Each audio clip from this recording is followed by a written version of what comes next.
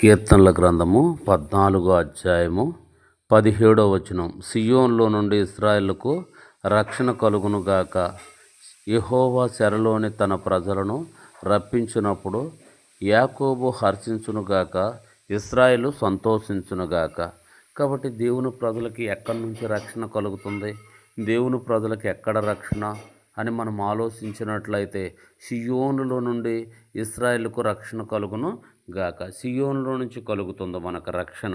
కాబట్టి సియోనులో నుంచి యెహోవా చెరలోని తన ప్రజలను రక్షించినప్పుడు, కాబట్టి ఎన్ని చెరలో, కాబట్టి దేవుని ప్రజలు ఎలాంటి చెరలో ఉన్నా, ఎలాంటి ఇబ్బందులు ఉన్నా, ఎలాంటి కష్టములున్నా సియోన్లో నుంచి దేవుడు మనకి సహాయం చేస్తాడు. చూడండి, యాకోబు హర్షించును, ఇశ్రాయేలు సంతోషించును. కాబట్టి సియోన్లో నుంచి ఇశ్రాయేలుకి రక్షణ కలుగుతుంది. చెరలోనున్న తన ప్రజలను